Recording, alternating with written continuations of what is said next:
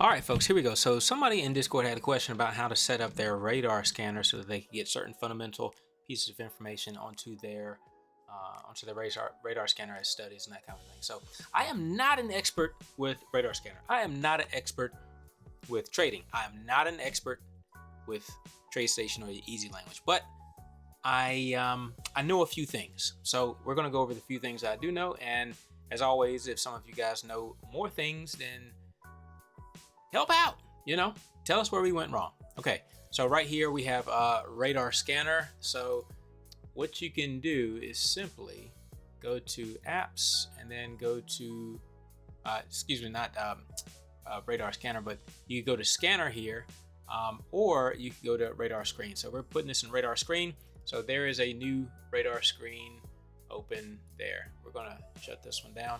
We already had one open, which is here. We have on Apple, Microsoft, NVIDIA, Tesla. So we have information on the daily interval as far as all of these go, volume, all that kind of thing. So what we want to do though is there was a question about being able to add some fundamental information into it, such as shares outstanding, volume, and float. So we're going to show you how to do that, and hopefully I don't mess things up too much. All right, so we're going to go to Toolbox, and then from Toolbox, we're going to open Fundamental Quotes Provider. Okay, so you got to get to the Fundamental Quotes Provider. We want to turn the load to true.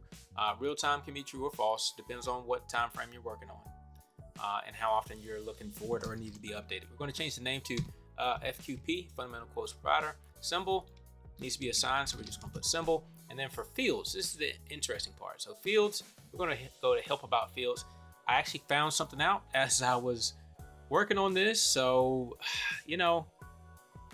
again, EasyLanguage is not a perfect language. We'll just leave it at that, and you can find yourself spending hours sorting through problems. So it's best to go one step at a time. All right, so fields, that's what you want to complete. You click on fundamental fields. It'll give you a list of fields. So, it's a long list of fundamental fields. So I trust that you know what you're looking for, right? So what we're going to do is, I think, was it like shares outstanding, something like that? Let's just type in outstanding. Outstanding. Now you have float as a percent of total shares outstanding, but that's not quite what we want. So we're going to go to next. Acceptances outstanding, next. And I think it's somewhere in here. There's volume as a percent of shares outstanding. Current price to dilute it. I don't think it's any of these. It might be that one, but I think what I used was not preferred shares outstanding. It might have been QTCO, total common shares outstanding. So I think we're going to go with that, QTCO. So that is your code. So your code for the fundamental quotes provider for the field is QTCO. It is a type double. You have different types. I'll show you in a minute. And then this column says, do you have any historical data? So some of them that don't have a historical data, you can just, you wouldn't be able to put a historical reference. When you're referencing bars ago, you say 1 ago, 2 ago, 3 ago. You wouldn't be able to do this here because it has no historical data. Total common shares does, however. So what we're going to do is we're just going to use QTCO, and you want to put that, and I believe you want to put it just how you saw it here in capital letters. Okay, so what we can do is we just do a copy there, come over here, and this is a paste. This is a token list, right? So it'll be comma delimited. So you put a comma and then whatever else you want to put. All right, so we're going to do, I think float was one of the other ones they were interested in. Now I found something out about float, so I have to send this up to the team to see what they say about float, because I think float might, I think it might not be working right. All right, so we got to search on this page, float, And when we search for float, we do get float here. It says the underscore is required at the end. When I put an underscore at the end, it actually gives me an error.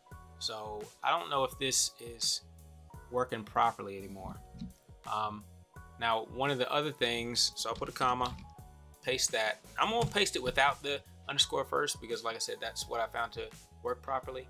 I'm going to say updated, updated event. Yes. Yeah. Or I don't have to, but because we're on radar screen. Radar screen is a little bit different from regular indicators and that kind of thing. So you'll come to understand what I'm saying about that with time. Okay, so let's go to FQP, and I made those event handler. Let's just get rid of it. All we really need to do is say that if we have fundamental quotes provider loaded, then we can go on with what we're doing.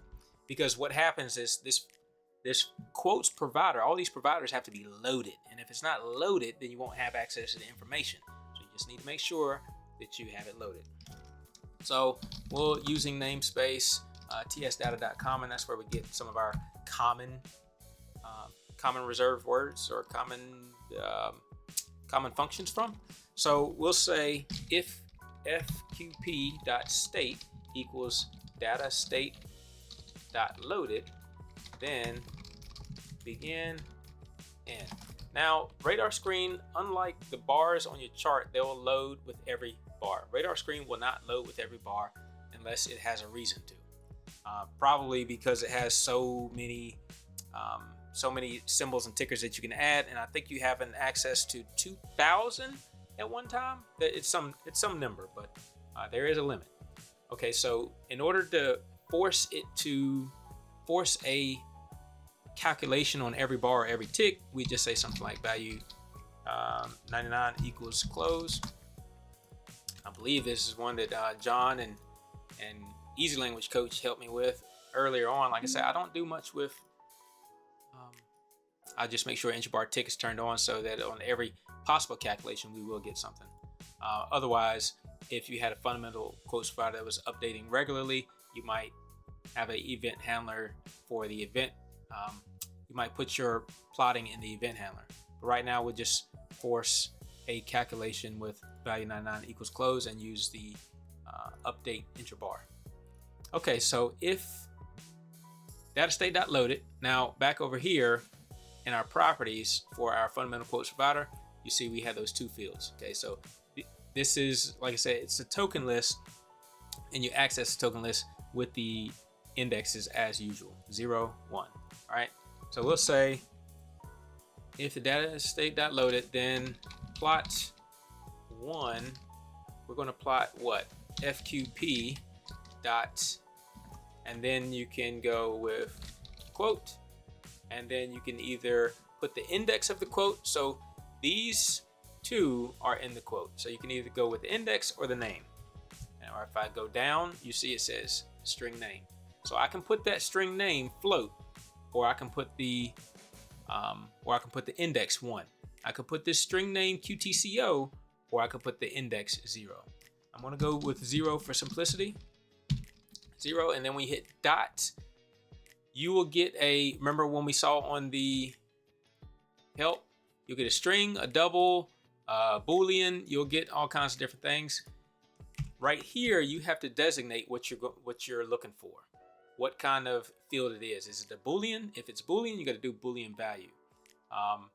And what I was telling you about history, if there's no history, then you just do Boolean value last, or you do Boolean value of 0, which would be the current instance. Otherwise, you have to put this says that it's the last one, so you don't have to put watch this. All right, so it was a double, and we go to double value, and then we can put the 0 that is the last instance, or we could go with double value last, which automatically makes it the last instance. And like I say, with ones that have history, you can use how many ever instances or storage spaces, however it's saved with the fields. Sometimes it's in quarters, sometimes it's in days, sometimes it's in years. But whenever the value is changed, 0 will give you the current one, 1 will give you 1 ago. Again, if you are working with something that does not have a history, then you go double value last, and you don't have to do anything else. So we'll put that's the shares outstanding. We'll go with shout, make it black, and then we'll go plot 2. It's going to be, we'll just put the ticks. So ticks, call it volume. We'll make it red. And then plot 3, we'll go with FQP dot quote of 1 dot, and that is the float double value last. We'll do it this other way so you can see that. And then that is the float. We'll make that blue. Verify that, no errors there, that's fine. Okay, and so we verified it, and you see that's what we get because it's already applied to the chart. All right, and then so that's your shares outstanding, and then that's your float, and then in the middle you have your volume. Now the volume right here is going to be based on the daily bar because we have this set so far on the daily interval, but you can click on the symbol column and it will access all the symbols. You can go to time frame and then change the time frame to 5-minute bar, whatever. And so you'll get different values. I guess this was the last 5-minute, the volume on the last 5-minute candle that was run. Okay, so that's pretty much it. Yeah, fundamental quotes provider it's kind of fun, but it can be a little bit intimidating, until you've done it a couple times or you get the hang of it. Yeah, so anyway, hope you got something from this. If you did, be sure to hit the like, subscribe, and join me on Discord or come over to the website, successoverstress.net. I'm Eric. I'm out.